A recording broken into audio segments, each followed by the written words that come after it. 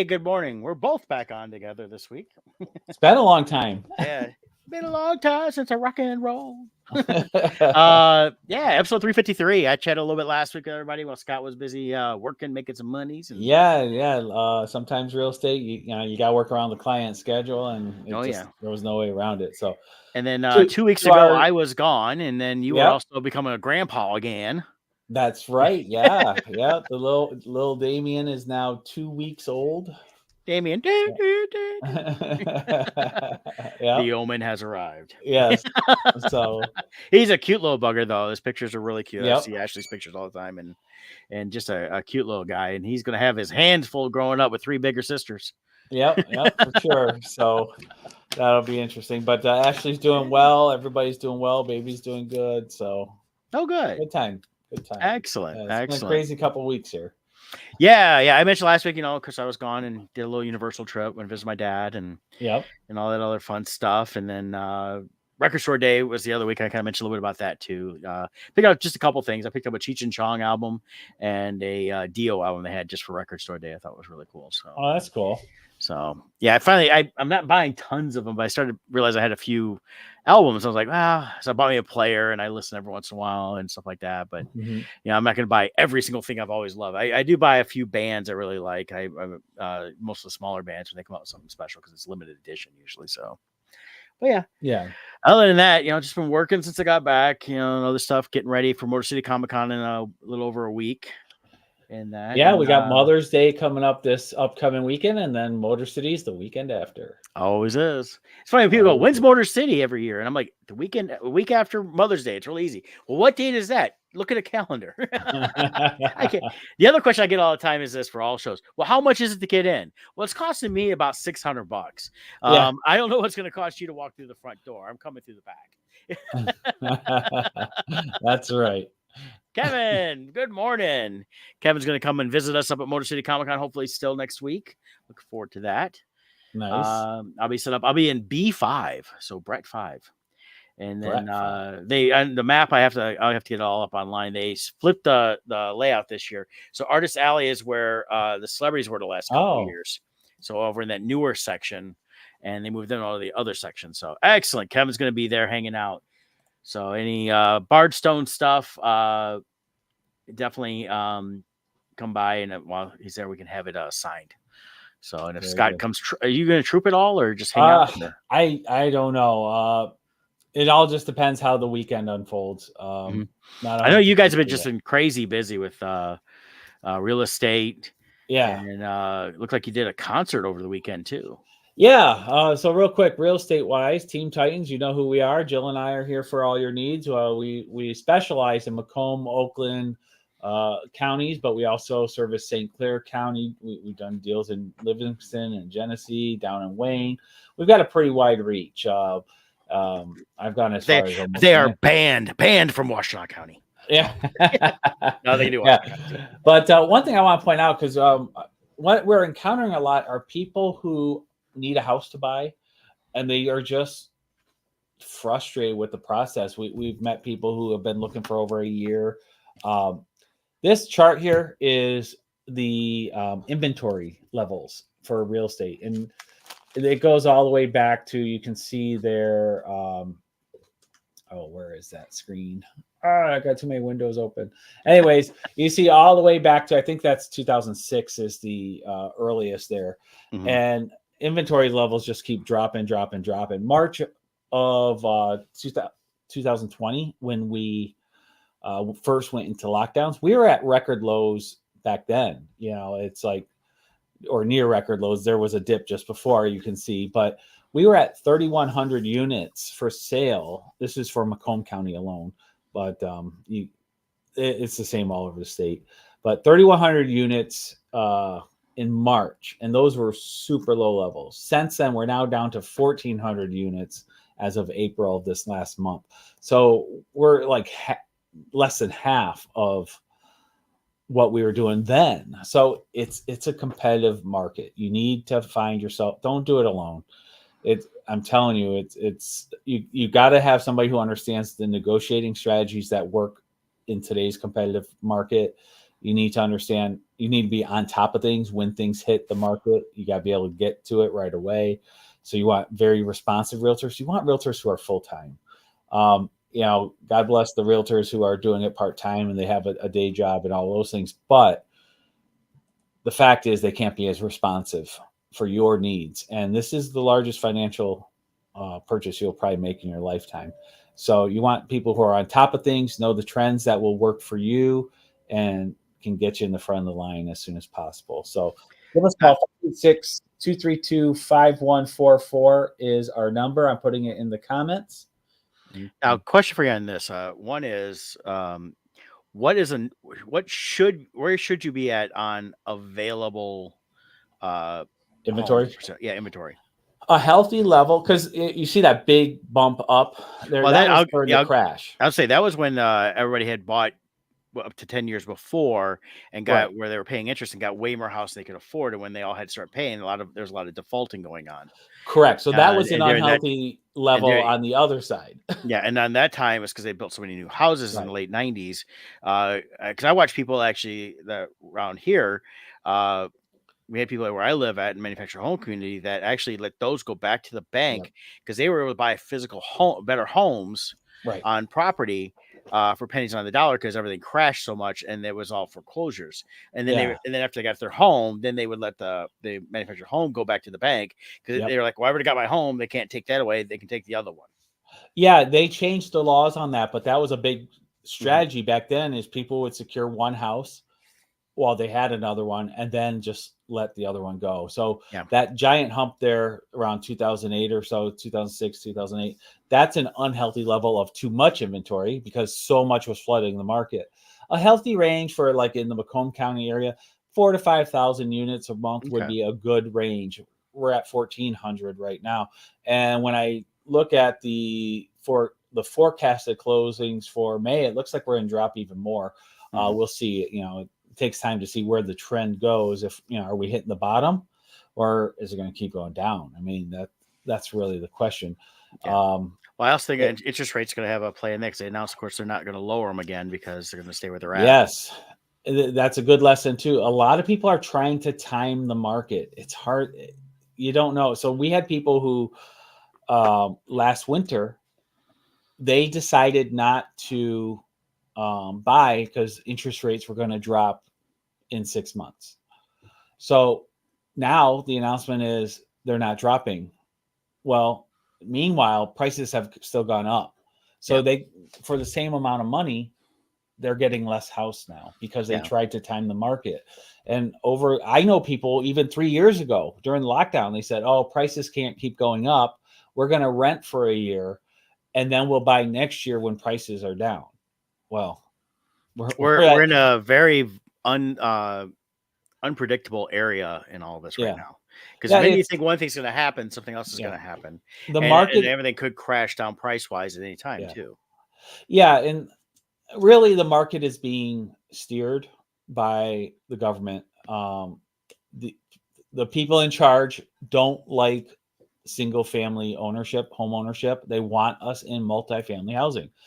You can go back now 8 years ago, I think it is, the World Economic Forum.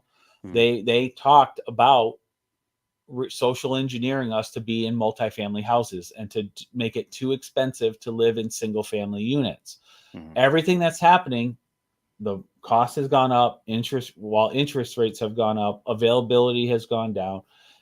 And I don't know about by you, but out here, everywhere you turn, it's apartment units being built everywhere. There's a lot more apartment units being built than homes. And then a lot of the homes I'm seeing in the Ann Arbor area, especially, they've got a few places that have had single family homes. I'm seeing a lot more duplexes and they're smaller size. They just are building right now on the corner of Baker and Jackson near where I'm at all the time. A whole slew of apartment buildings. They're all 3-story. And it's right in the middle of, no other housing really. There's a couple of houses here and there. It's more industrial and businesses right through there. So they're building them there. So and they're trying to tell us this is what people want. This is what millennials want. It's not true. Every single person I talk to, they're being forced into it because they want a home, but they've been looking for a year. They need to find a place to live. The prices are just astronomical right now, just locally. And then on top of it, property taxes too, just locally. A house in Roseville, for instance, a $220,000 house now in Roseville. It's an okay house, but they're kind of on the small side. Taxes alone, $6,000 a year if you buy that house. Yeah. In Roseville, you're paying $500 a month for your taxes on top of your really high payment. You need $1,800 to $2,000 a month now to have a $200,000 house in Roseville. Yeah. It's ridiculous. No, it's pretty bad. And I've seen stuff. I see postings all the time. One was on Reddit, flipping through that one day, and it was like, oh, here's something they're talking about. You know, she was telling how much her and her boyfriend make, and combined they gross 150. That's before taxes and everything, and that. But they were looking for houses. Then the update was, telling people, say, hey, yeah, I know, people are criticizing. I was like, we don't want to spend more than we need to, but they're trying to find a home wherever they're at for $300,000. Now, of course, that doesn't even get into what the actual payment is. That's just the physical cost, and they're not even thinking the payment yet. Is still the max they want to go. And when you're like I said, you look for a $200,000 home or whatever in Roseville, where your taxes are now, like you said, $500 a month. I mean, if you had if you could get $1,000 a month mortgage, that's half your mortgage cost in taxes. One person who we know, they bought a house 3 years ago. Mm-hmm. And I ran their numbers. So if they bought the house today, so their house has gone up is now worth $400,000. Mm-hmm. They bought it at $315,000. Okay. So it's gone up that much in value. So if with the down payment they used back then, plus the cost today and the interest rate today, because they had it was like 2.75 or something percent. Yeah.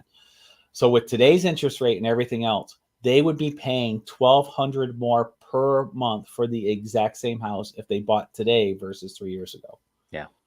And that's where it's crazy. So, unless, talking about timing the market, unless we have a total economic collapse across all sectors, they are making it to, and Obama said this. You can go back and look it up. Obama said, we're not going to make it illegal to own a gun. We're not going to make it illegal to own a single family home.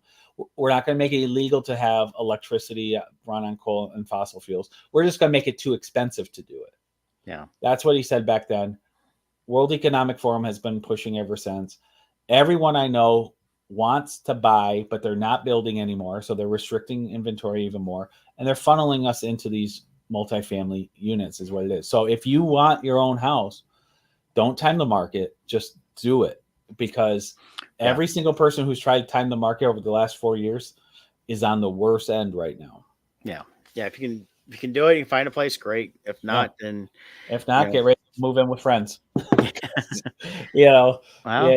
It's been talked about many years, and it's not just in the last 10 years. It's been something that's pitched for many years. I heard it back in college. They talked about it. So even families, I'm seeing more and more families where the parents and the kids are going in on the loan application together, so that they can have 4 incomes counted, and they're just buying the larger house now. Yeah. And I've seen that for years, and people have done that, and I've seen that in different cultures here in Michigan that want to do that anyways. But it's kind of if you have to combine your resources. So all right. But anyways, give us a call if you need real estate. Yep. I got in the mail the other day. Dom was fast on this one. I'm wearing the T-shirt, and the Darren McCarty book. I got it in the mail. So.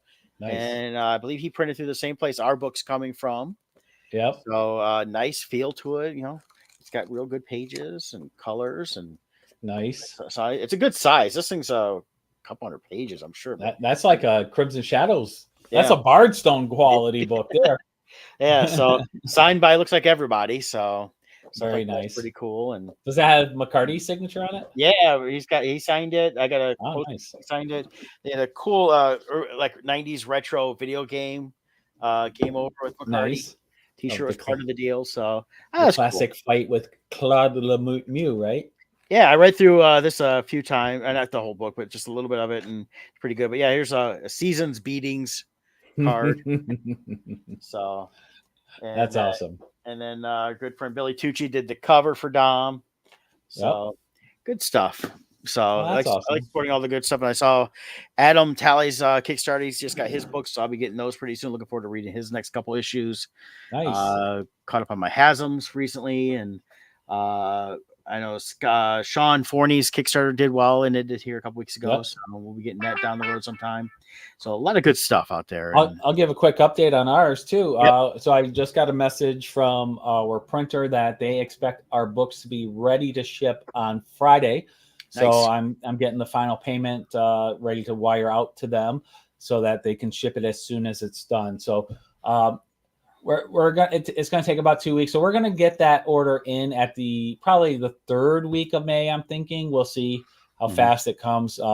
When you're shipping this way, it's a lot slower than traditional, just quick express mail. It's the slow boat from China. yeah, exactly. So we've got that coming, and as soon as it arrives, though, we'll be able to get everybody's rewards all packed up and mailed. So that I've got everything set up. I got that process down pretty good, so I can do that pretty quick. This is our 14th Kickstarter. So, back in the day when we were first doing it, it would take forever for me to put orders together because I didn't have a system, but it goes fine. Well, and then of course, the amount of books that Kevin and I each bought, we'll sort all those out. And so San Diego Comic-Con, we're going to have books. We will have them for that. Yes. I'm very excited to get them. For Motor City, I will have the original issues still available. So you'll have a good selection of those at Motor City Comic-Con. But going forward, we'll still have some available here and there. They're not going to be as readily available at the shows. There'll be limited quantities. So correct. You brought up real quick. Also, you mentioned the concert I went to. This was really cool. I want to share this story. One of the legendary rock bands out there is the band Styx. And, just so happens our comic book for Wretched Realms was inspired by the song The Renegade by Styx. So we were just, we had an opening in the day last week, and Jill's like, let's just do a day trip out to Soaring Eagle, and we'll, it's about a 2-hour drive for us to go out there. And so we thought, let's just go out there and enjoy the afternoon. So we drove out there and had some fun. But we wanted to leave by 7 because, it's a 2-hour drive home. And around 6:30, we're like kind of wrapping things up, getting ready to leave. Some random guy comes up to us and is like, do you like Styx? We're like, yeah. He's like, well, I got 2 tickets. I'm not going to use them. So if you want them, we're like, okay. So we took them. And were just free tickets, the general admission tickets. They have a very nice auditorium in their concert hall or whatever. They do conferences, all kinds of stuff there. Nice stage. And it's like the rear 4 rows all the way across of this auditorium. And so we're like, oh, this is cool. And it's a nice setup. So we're sitting down. We're like, oh, this is neat. We weren't planning this. And then these 4 people sit next to us. And they're like, is it just the 2 of you? And we're like, yeah. They're like, can you do us a favor? We're like, what? And he's like, we got these 2 really good tickets, but our family here ended up coming, but they only have these ones. So do you mind if we trade your free tickets for our 2 good tickets? We're like, we're thinking, like, is this a scam? Are we going to get tased for having like fake tickets? What's going on? So we take his tickets. We're like, where are these? We're going down. It's like kind of in the center and like 20th row. Like they were really good seats. You could see the stage really well. You could see the band members really well. So those were $90 tickets each, and we got those for free. So we ended up staying for the Styx concert, and they were phenomenal live. And it's just amazing watching these guys because I'm not trying to trash the current. Oh yeah, I am going to trash the current generation. The current generation, you guys suck. You guys do. All your musicians, nobody makes anything original anymore. Nobody can sing. These guys are in their 70s, singing live, running all over the stage, high energy the entire time, and just the sound was so good, and it was phenomenal. And if they fell down, guess what? They would stop singing because they were actually singing. They weren't lip syncing, and they sound. Actually, I went back and watched some old live concert videos of them because you go see a band, then you're all kind of fired up for them again. And I think they're better now than they were back. Like I was watching a concert of theirs like 40 years ago in the 80s, and I think they're better now. Yeah. So Well, it you was so mentioned these older guys. Now, this is from 4 years ago or 5 years ago. But if you went and saw him now, I couldn't find anything recent real quick. But this is Mick Jagger oh yeah, from just a few years ago, 2019. So, and at this point, he's like 75, yeah. and he's moving Actually, around. He's moving isn't around he like in his 80s now? he's 80 now. So here he is like 75. Right. And look at him jump all over that stage, man. Yeah, as he was preparing for their tour. So, stuff like that. Yeah. I've seen Aerosmith live. Phenomenal. Same thing. Steven Tyler, High Energy. They're coming back now because he had that vocal injury, I think. Yeah, their last tour, final tour. Their This is last the last tour. chance. I think they're gonna be here in Detroit around November or December or something like that. Sammy Hagar live is insane. Yeah, he's All coming of around these this summer bands. too. Yeah. And he's going to have as a special guest, but he's not. It could change from city to city, of course, is what it's going to be. But then it's like someone that did retire because there's somebody they get to an age that done is Bob Seger. He just turned 79 this past week.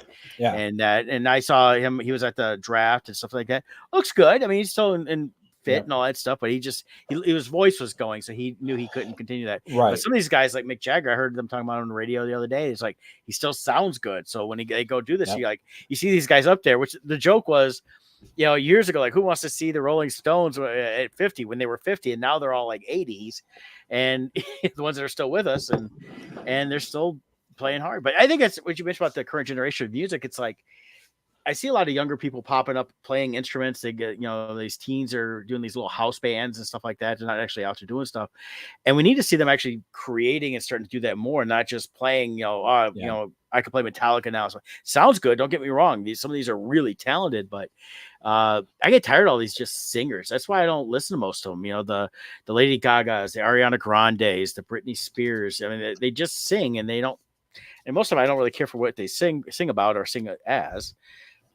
There's just not a lot of really good talent. You do get like a Taylor Swift out there who actually can play instruments, and she does play. She did go from country to pop, so she's got a kind of a mix in there. But I'd like to see actual bands, real bands that come out there. That's why when I, follow the few I follow, they're smaller venues, but they're actually playing their instruments, and I enjoy that a lot more. Right. So, did you hear the rumor about Motley Crue's new album? Yeah, it's all AI composed. Yeah, there's who's the other one? Oh, Randy Travis can't sing anymore, and they're going to be doing a full AI thing with him too. But yeah, they're saying that AI they took what they did with I don't know if it's fully composed with Motley Crue. I've heard a mix of that. It was like they did it, but then they ran it through AI to clean it up because he doesn't have the same voice at all. Well, Vince Neil is just a mess. Yeah, he doesn't even know the words to his own songs anymore. People will redub what he's saying. They'll put words up to try to guess what he's saying. It's so bad, Vince Neil. Oh. Yeah, but, people I know that saw this and it was just it's like the nostalgia's there, but at the same time it's like, he's not the same one that that they remember, of course, from way back in the day. But my understanding is they even Motley Crue even used AI to write their songs, whereas like the Randy Travis one, he lost it. His voice, he had cancer. Yeah.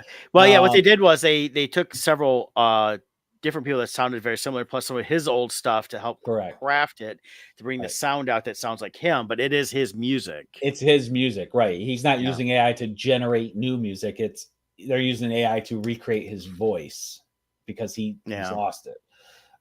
So anyways, that turned into an awesome night at seeing Styx. That's all. Cool. Yeah. Mick Mars though, right now, has got a new album out. He did on 100%. Now he's got health issues for traveling. And so that's why he started touring with Motley Crue. Of course, he's suing them because they're now cutting him out of the profits. And he's still, all that music was really because of him.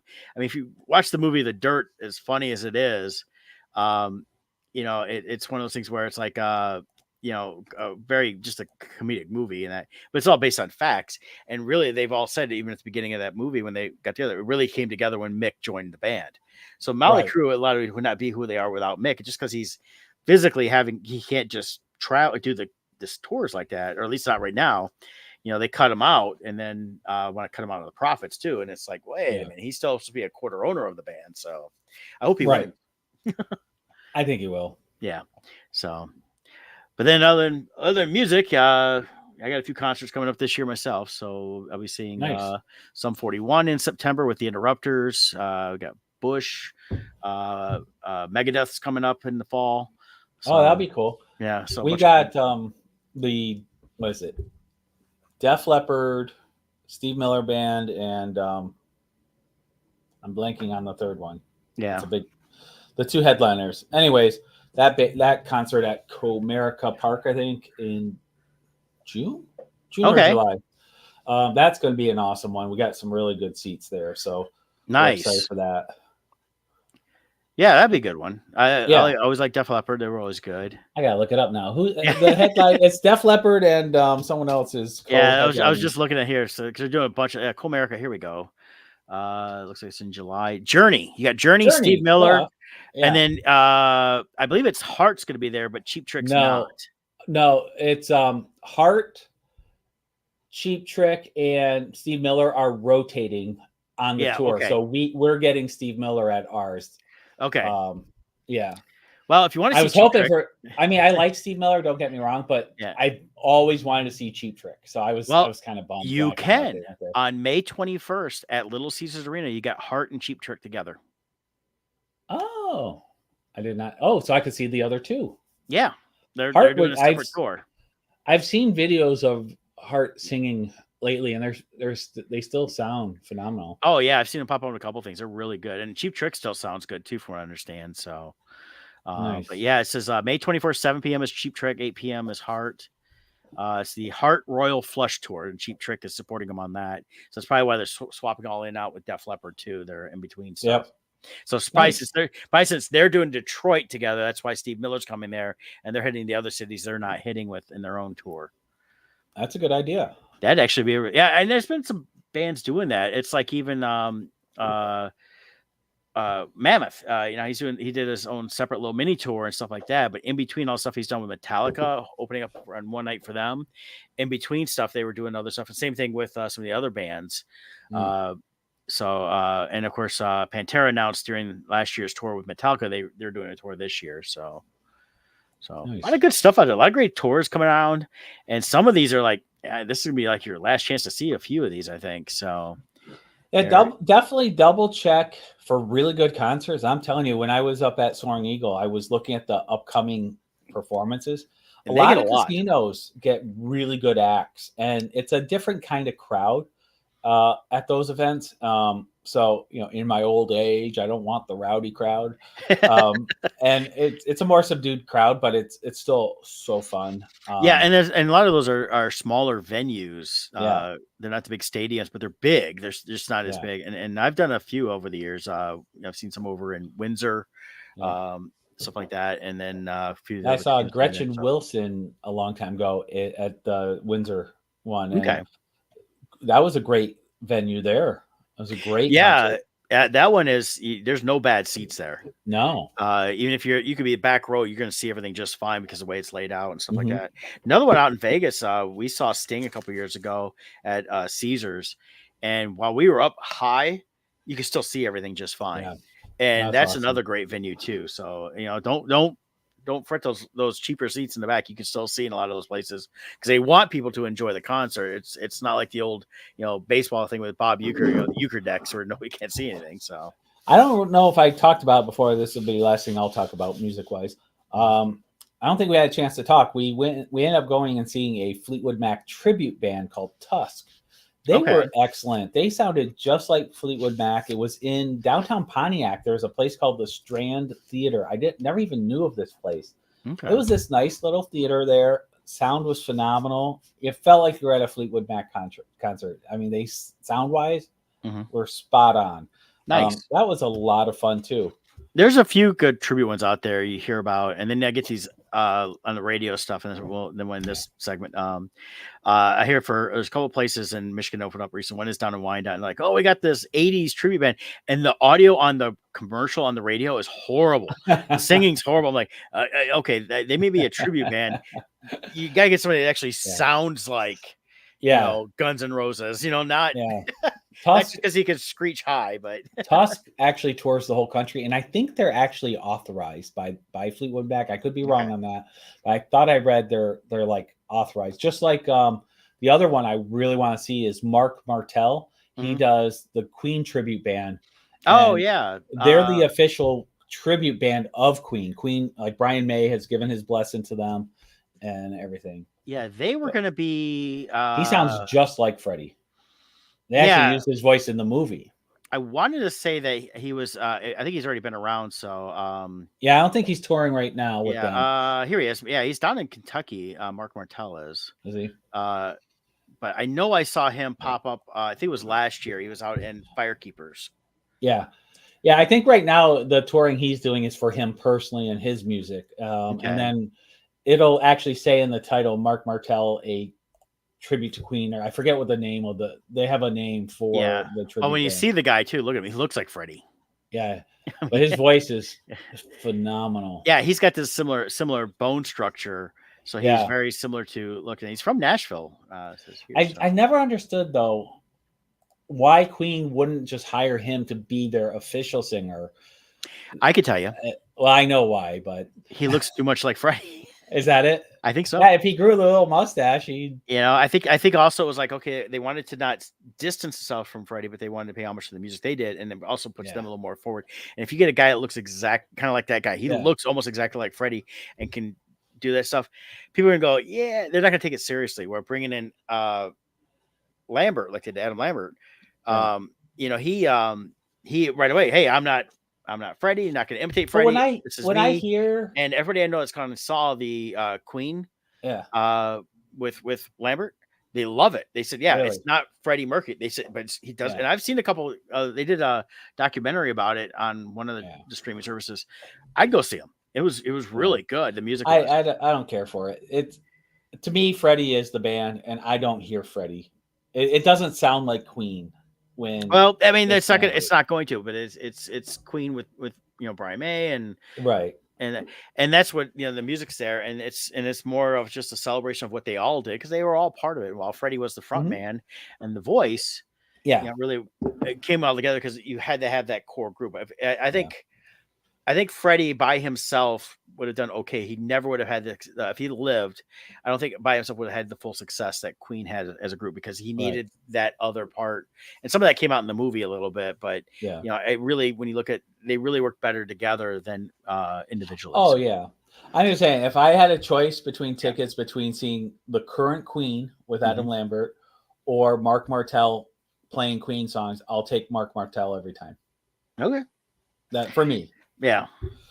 And see, I'd rather go see a couple of live members of actual Queen. Not that I wouldn't see Mark, but Queen. So what's up, Eric? He's popping on in this morning. Hey, how are you?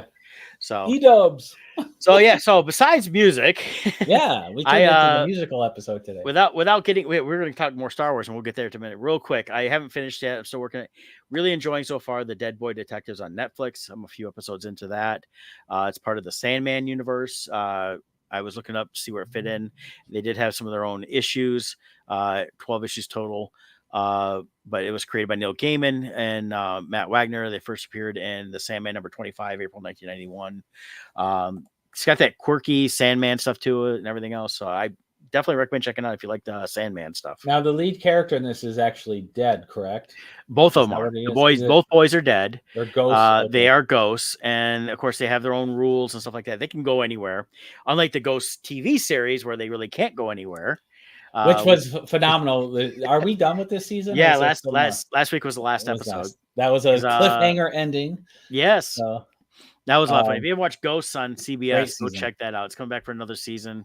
Hilarious. It's been in a lot of ways, even though it's about some ghosts, a breath of fresh air in terms of comedy. It's been funny, well written. They're not trying to force comedy on it. They allow the situations to happen, and that's where the comedy comes from. Where I feel like so many of these shows that people talk about in the last 20 years in comedy have been just horrible because I feel like I'm watching going, you're writing jokes, which you're writing trying to force funny, and it's not funny. Speaking of that, did you watch Unfrosted? I did. Did you like it? It's weird. I personally I watched the whole thing. I'll be honest with you. I thought it was they tried to be as absurd with it as possible. Yeah. And again, that's where a lot of the forced funny. And of course, I have nothing against Jerry Seinfeld. There's sometimes I find him funny, sometimes I don't. I was never a big Seinfeld TV show fan. People were always surprised that there's things I found funny about it, but to watch it week after week, I never could do that. It just felt like the same thing over and over again. And of course, that's why it was a show about nothing. Some of his stand up, same thing. I've liked some of it over the years, but not all of it. His writing in cards with comedians, I like. That's really good. Amy Schumer, not a fan. When I first saw her doing her stand-up stuff, I was like, okay, and I thought she was cute. And I was like, okay, stuff like that. And then I started listening to her jokes, going, God, I've heard some of these before. Yeah, and it comes all over. She stole a ton of stuff, but she still gets to do stuff. She had her show, tried to watch it, didn't like it. Trainwreck, a movie. In fact, somebody the other day mentioned that's one of their guilty movies. I said, yeah, I can't stand it because I can't stand her anymore, really. And I've seen her now in a couple different things here recently, and that. But yeah, Trainwreck was just was a train wreck. Yeah, pretty much. Yeah. For me, the only thing about Trainwreck that was funny was John Cena, because it was so different. And that's what everybody's saying. Become that character many times now. Yeah. So it's stuff like that. So and then there's a lot of people you get Hugh Grant playing the guy that was playing the actual guy that was the voice of Tony the Tiger. He was also in a lot of Disney stuff like that, and making it look like all these mascots are now going on strike. And I mean, the whole thing was just completely convoluted. There was not much actual facts until the end when they said, "Oh, this is a real fact," and it was actually a political slight towards the end of current political climate. But it just was not. I wonder, like for us, we love Seinfeld and we watch it a lot. But I think it shows, like in Unfrosted, you had a superstar cast from top to bottom. I mean, everybody in it was like this cameo appearance of someone. Right. And Seinfeld at the time was all unknowns surrounding him, but they were the characters. Jerry was never the strong part of the show. It was no. I always like Kramer better. Oh yeah. And I've probably seen more episodes than I think I have on that show. Jerry could never act, but well, Jerry's just Jerry. And he's just Jerry. I liked the Elaine character. I liked the characters. To me, it wasn't. Sometimes it was funny, and sometimes I was sitting there watching going. I remember watching over the years with people like, I just don't find it funny. I'm just not enjoying it. So, but the whole Unfrosted thing I thought was, I just thought it was just ridiculous. It was kind of, I know what they were doing. It was a complete parody of everything, and they were just making fun. I'm surprised that both Post and Kellogg signed off on it, but then at the same time, I'm not, because it showed off their products regardless. So, did you see the commercial Kellogg's did? No, they hired the guy. I forget the guy's name now. But anyways, he's an actor, and he's like representing Kellogg's. Oh, Gaffigan? No, it wasn't Gaffigan. He was, I think I can't remember. He always plays like a detective or something. Anyways, okay. He's got Jerry sitting down, and he's like, you stole from us the Pop-Tarts, for your movie, so we're going to steal something of yours. They unveil, and they have all the characters from Seinfeld. All the actors are stuck in a cage. And Jerry's like, oh, my characters. Yeah. So I said, actually, Unfrosted, I would tell people, say, maybe watch it once if you really want to, but it's not. I didn't laugh much. I laughed a few times, but I didn't laugh much. Most of them just watching on. They were trying to be as over the top and absurd, and it's like Melissa McCarthy. There's times I like her, but a lot of times I don't, because again, I feel a lot of the stuff she does is trying to force being funny instead of just people being funny. And that's where I find it the humor in a lot of this most modern stuff I just don't like. So I do wonder too, and who knows the answer, but when Larry David and Seinfeld write together, I feel it's much more funny. And Larry David was not part of this. This was Jerry working with other writers. And so I just wonder, without Larry David being part of the mix, does that hurt? Does Jerry need? Jerry can write jokes. Jerry can do stand-up. Right. And to do a movie, now he had other people right with him, and the whole thing felt like they're trying to do from one bit to another bit to another bit, instead of just telling of. I mean, the whole thing, like the whole slight romance between the two heads of the serials. All this, it felt like they were just spending too much time doing the same thing over and over again. Yeah. Just trying to tell it as a different bit. Yeah. And it just really wasn't. I don't know. I guess the fact that there's not really much of a story there. Yeah. And then you get the two kids that are dumpster diving, eating the pastries and stuff like that. And the goo. This is good. I mean, it's like, okay, there was a little bit of. I found them actually a little more funnier than actually adult. Yeah, so. I thought the trailer made it much more. Like, I was looking forward to watching Unfrosted. And like I thought maybe I expected to be some comedic stuff, but I expected to be a little more, kind of factual, but they're embellishing a little bit. The whole thing was just put on parody. Yeah. It wasn't even parody because they weren't parodying anything but made up. So yeah. So it's out there on Netflix. You want to check it out. It's been the number one movie, but I think it's going to disappear pretty quick. I think so too. And then I guess we got a new trailer though. Moving on to Star Wars because we're Star Wars. Now you pop it up. Yeah, Acolyte is coming out next month. I've watched the 6 episodes for the Tales of the Empire. I like the first 3 better than the last 3. Is the way I'm going to put it right now. Now, did they do? I haven't watched it yet. Did they do it like they did the last series, where they kind of bounce back and forth between, like, previously you followed Dooku, and then you followed who else did we follow then? Anyways, whoever was Ahsoka. Now this time we have Barriss Offee, and then I don't remember her name, but she was in the Ahsoka series. She was the villain who became a Dathomir witch there at the end. Yeah, now hers is what I liked. I liked hers best, and then the other one, I just felt like that. I don't know. I just didn't feel like it fit. Okay. Did they bounce back and forth, or did they do 3 episodes? The first 3 was about the witch. Okay. And then the last 3 were Barriss. The one that became one of the sisters in the Inquisitors. Yep. Okay. So cool. Yeah, and it just she's a former Jedi. I just I don't know. I just felt like that there wasn't the story they were whatever they're trying to do with her. I just didn't feel like they really accomplished anything to push any stories forward. Okay. Like they did with the Dooku Ahsoka. Right. But I remember this character. I remember the character from like the Clone Wars movie, or Return. Episode 2. We saw it pop up here and there. And this was like, okay, so now we find out what happened to her after the fact. She didn't die. She had left the Order.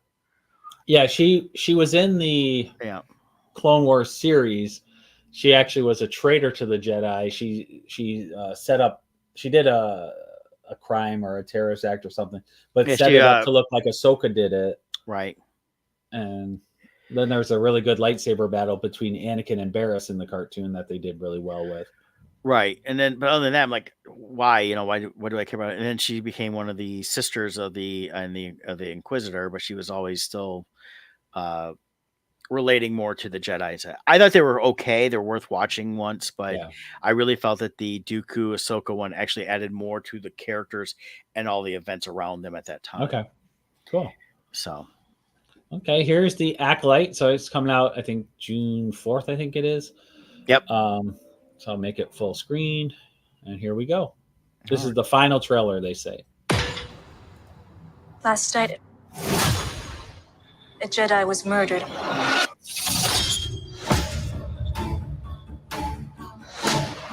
The Jedi justify their galactic dominance in the name of peace. But that peace is a lie.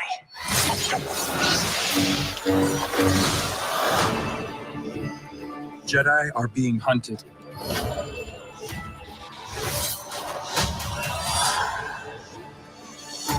She was my student. I trained her. Let me be the one to bring her in.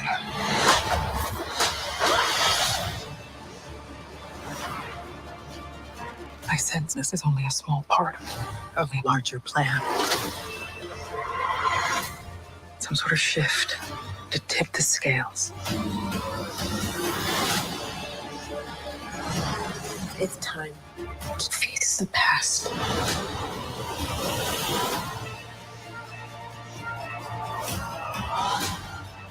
Destiny is not decided for you by an anonymous force.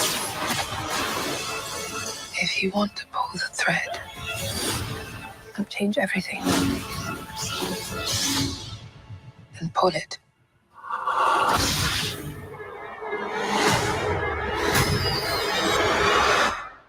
What are you?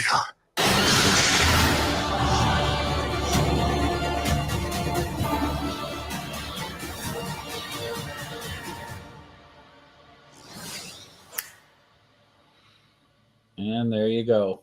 Well, it's a better trailer than the last one I saw. Got a little more of the story. I do like the guy that's starring in it that we see a lot of. He's from the Squid Games. Squid Games, yeah. So if I judge it just based on the trailer is very good and it looks great. The only apprehension I have is coming actually from the interviews with the director, writer, the actors in it, where everything they're saying makes it sound like this is going to be very agenda driven. We'll see. The trailer looks good. Yeah, I'll give it a shot. And as long as they're telling a good story and everything else, if it's about agendas that don't have anything to do with Star Wars, then they're going to lose me pretty quickly. Yeah, I'm trying to remember though. I think for some reason I thought they already announced that there won't be a season 2. Probably I haven't seen anything about a season 2 at all, even mentioned. I don't think there's going to be, because I think that this was a pre-Filoni taking over as creative director. So I think with his direction, it's going to change a lot of what they're doing. Well, and I know Iger has made some big announcements lately. Actually, their stock prices dropped because they're kind of preparing people for lower profits moving forward. And they said Marvel is only going to do no more than 3 movies and 2 shows a year now. Which I'm looking at going, well, that's kind of what they were going to do anyways. That's not what they were doing? Yeah, that's what I thought. They didn't do really more than 3 movies. And now, of course, is he saying 3 total Marvel movies? That includes not just what Disney does, but like Sony, or any other studios that may have access to Marvel characters? Oh, even the offshoots. Yeah, here's the report here. Yeah. So yeah, it says Marvel will release. So to me, that doesn't count Sony. Yeah, so I would say it's just that, but it's definitely, I'm looking to go, we don't need more than 3 movies. We don't need more than 2 shows. What we need is good quality stuff, good storytelling. Good quality. It's really what would be perfect is if you're doing 3 movies, you have a beginning, middle, and end for a phase. And the 2 shows kind of bridge the first to second movie and then the second to third movie. Yeah, treat like the events in the comics. In the comics, they would have these supplemental comics that you didn't need to read, but they added more to the story from a different angle. And that's kind of what they originally were going to do with S.H.I.E.L.D. S.H.I.E.L.D. was originally going to be, they started with that, was here's what's happening outside of between this movie and this movie. They would introduce like different people from the different movies that had happened. Yeah, and it worked great when they tied it into the Captain America movie. Yeah, but then they went off on their own track because the TV studio side and the film studio were run by different people, and they got into a tiff, so they went on in their own directions. Yeah, Feige said, "No more of you." Yes, we shall not acknowledge all of it. It's fine. Yeah, as long as you can tell some good stories. I mean, it's and we don't need a Marvel series every 12 weeks, or every 10 weeks or whatever, or even overlapping. And if it's not going to be something that adds to the greater story, then don't really need it either. It's a couple I enjoyed. I enjoyed some more than others. There's some I enjoyed that others didn't. I mean, I enjoyed this She-Hulk series, but She-Hulk, even as a comic, is its own thing. It's not really meant to be a part of the bigger picture, and that was fine as is. But going forward, definitely, if they're going to tell some good stories, it's like, okay, you can introduce something in a movie, and then you do a series around something that's tied into it, and continue that aspect of that subplot that's not detrimental to the movie itself or even the overall, but it's overall arcing with the phase. Yeah. So. Oh, very good. But yeah. You want to talk a little Bad Batch? Yeah, Bad Batch is done. It's not just the end of the season, it's the end of the series. We got 3 seasons with that one there. And I'm going to miss it. I like these characters, but at the same time, they did wrap it all up. Yeah, I like the way Screen Rant put it. Bad Batch series finale review. Star Wars animation and storytelling at its best. I have to say, this season was very satisfying for me as a fan. Yeah. So well done all the way around. And I like the ending. The ending, they give you kind of a little jump forward in time. Some people Yeah, are speculating. Oh, go ahead. Well, you kept speculating Vader and never showed up. Well, there was an article saying that there was 2 episodes featuring Vader. Never happened. So maybe that was misdirection by Filoni, or no. I think what it is, and I'll be honest with you, it's not that you didn't read those; they actually got put out there. But there's too many of these articles are popping up runs with Star Wars, especially that say this, and this. It's all clickbait. It's all to gather people just to click through it and read it. And I stopped reading most of those. If it's not from a respectable source that I know, I don't even touch it. Right. So one thing this is speculation part, but the upcoming TV series Skeleton Crew for Star Wars, one of the actresses kind of looks the way they make Omega look in the jump forward scene. One of the actresses looked like they're wondering if she's going to be playing an older live action Omega, because she's got the blonde hair and all that stuff. So, anyone can have blonde hair though. So who knows? Yeah. But I'm trying to find which actress it is. I can't remember now. Anyways, so they're wondering, like, are we going to see her in Skeleton Crew? So that'll be interesting if they do.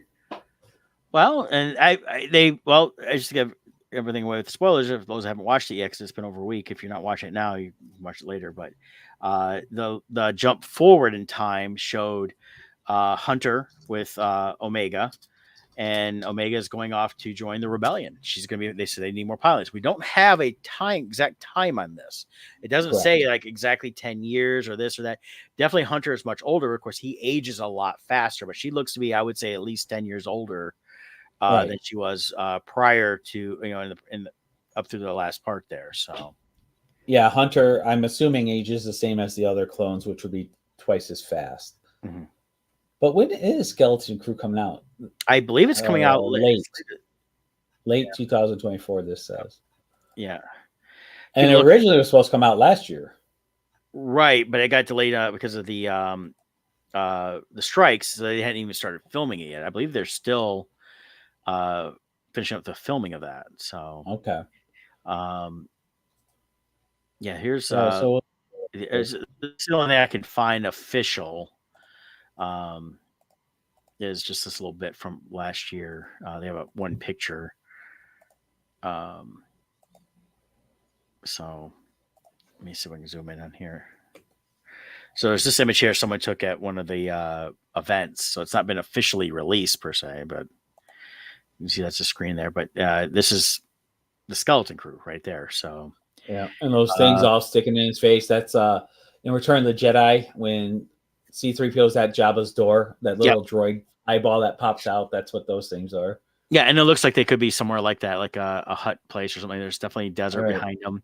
If one of these is going to be Omega, it's probably this one right here, without being able to see him completely. But I don't think there's any other looks at it. I don't think we know anything about it as far as timeline or anything. No, they haven't dropped anything in here. But they talk about the interesting take on Skeleton Crew. It's not a confirmation. The two shows will interact. So they talk about Mandalorian. So it's probably around that time. Okay. So that's about the best information I can find that's authorized information. Yep. There's so much fake stuff out there. So right. But yeah, Bad Batch I thought was good. It was this entire season was more of a they had a lot of story they wanted to tell. So we didn't get, like in the previous 2 seasons, a lot of missions and stuff like that. And they dropped they pulled back from some of the characters they had a lot in season 2. We saw them here and there in 3, but they really focused on the group themselves and then what was really going on and why Omega was being hunted in the first place. Which is, for the basically the cloning project for the Emperor, even though they don't directly say that's what it is, but that fits into the plan. So yeah, here's the screenshot there. Mm-hmm. That's Omega on the right with Hunter on the left. And Hunter's definitely quite aged. And right. Of course, they all got badly just beat up during these last few episodes. So he's definitely probably still got a lot of the scars and everything. So although with his age now, we have a perfect excuse to bring Sylvester Stallone into the Star Wars universe. He is Hunter. I mean, that's Rambo. Let's be honest. That's Rambo. There's no doubt. That could be Sylvester Stallone right there. So it gives us an excuse to get Sly into the Star Wars universe. Yep. And we didn't get any confirmation on the whereabouts of the other Bad Batch clones that were still alive at the end of before the time jump. But right. I believe though we're going to see. I believe Filoni's going to have to bring him again somewhere, and I think it'll tie into some other stuff. And I can see it tying into things he's doing with the Mandalorian and even that skeleton crew, because that would tie into. He's been really working hard to add some stuff around the sequel movies, just to, because they know they can't necessarily get rid of them. He could, they could try to, retcon everything, but I think he's looking just to skirt around it by saying, let me give you all this other stuff around it that has better story. So, yeah, there's so much story content that he can fill in. Yeah. And in the process, make the sequels better. Mm-hmm. Because, there is a lot of story to be told, but behind the scenes of the Emperor's plans. You got Vader. That's all unexplored territory right now. Mm-hmm. For that. So there's a lot of great content they can create, and in the process strengthen the sequels so that they become palpable down the road. I don't know if that'll ever happen for me, but it's not. And it's like I just didn't have time this week with other stuff I wanted to do and get done. But they're releasing the Star Wars movies down to theaters. Episode 1's out this week. Yep. And I guess they're gonna do them all, is what I was seeing on, and I'm like, well, I wouldn't go see, as much as I like The Force Awakens, and The Last Jedi was okay enough to try to fix, or not Last Jedi, Rise of Skywalker to fix Last Jedi. Last Jedi is just a horrible movie, period. Yeah. And even and it keeps popping up again, the video with Mark Hamill talking about, this wasn't his Luke, and he questioned him the whole time, but it's at the end, he's a paid actor and he did what was required of him. And I think it's a shame that that had to be. It's a shame that Mark Hamill didn't have the balls that Carrie Fisher had. Carrie Fisher would have. She even said she was the advocate for Princess Leia, and when she talked to Daisy Ridley, mm-hmm. she told her, "You are the custodian of this character, and if you don't feel it's right, you need to stand up for it." Yeah. I wish Mark Hamill listened to Carrie Fisher when she talked about that, because every fiber in Hamill's being, and he changed his tune a little bit for a little while, but it's all on record what his original thoughts were. Well, yeah, but he was kind of during the promotion, he had to kind of change his tune, because like, you're under contract, and you're like, okay, right. But this whole, well, I'm just a paid actor. He knew with every fiber of his being how wrong Rian Johnson's vision of Luke was. Well, yeah, because he's good friends with Lucas still, or he was. Right. So, I wish he stood his ground, but he didn't. So we got what we got, unfortunately. But hey, I will say this: I saw someone posting that said they used to be a Star Wars fan. They like any of the new stuff. I don't know if they're giving all that. The best thing that's come out really since then has been like the different series between Rebels, the Bad Batch. Mm-hmm. The Ahsoka series was good. Andor everything Filoni has touched. In fact, I just got the Andor steel box for the season 1 came out, so I picked that up because I'm trying to still keep some of these going. I still had the Mandalorian, mm-hmm. and then this is confirmation because it says it right there. Obi-Wan, the complete series. So unless they do another season, right now that's the complete series they're calling it, and that's the official release. I really enjoyed Kenobi. I hope they bring it back. I think it could have been better. I think this is the whole Kathleen Kennedy influence. Yeah. For some reason, every series, no matter what it is, we have to create a female character that we have to follow and grow. Reva was not a great. Was it Reva? I think that was. Yeah. I don't care. She wasn't a great character. I don't care whether it's a male or female.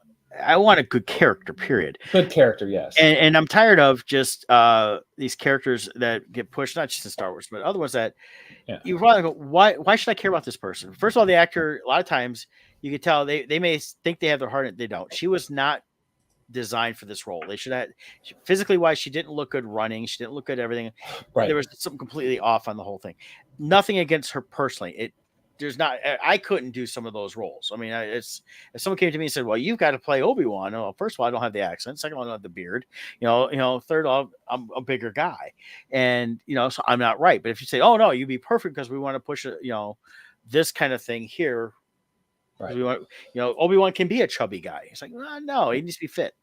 but the thing is, it's the Kenobi series. Yeah. Like, it's not the Riva series. No, so, and that's where they screwed up on it. It should have been more him. They used Kenobi as a platform to elevate this character to a higher level that the character never deserved. Right. And that's the problem. They forced it. Stop forcing stuff. The parts that had nothing to do with her were phenomenal. Yeah. The Kenobi versus Vader and all that. If you look at everything here, she's not even on any of the artwork. Right. Inside here. This stuff here. Right. So obviously they realize that. And I mean, and then the toys, of course, we've used that for years as a way of gauging with Star Wars is if the toys. I mean, I saw her toys out there for nobody wanted them. I looked at all the Obi-Wan stuff. It's like they came out with all these Inquisitor stuff. I'm like, well, Inquisitor stuff's cool in the games. It's cool in the animated stuff, but her character as an Inquisitor is the third sister. Wasn't. Right. And it's just not anything worthwhile. I was hoping to see what these cards were that were inside here too. Yeah, there's a shuttle, there's water breaking, and then Kenobi. And so she's not even in any of the promotional material. So obviously they recognize that. And again, I'm not slamming the actress. I've seen her in some other stuff, and she was good, but she's still getting just started. She's still new. Yeah. And she was good. She was good at the scenes when they started revealing her past, and she was actually working with Kenobi. She doesn't have the gravitas to be a bad guy.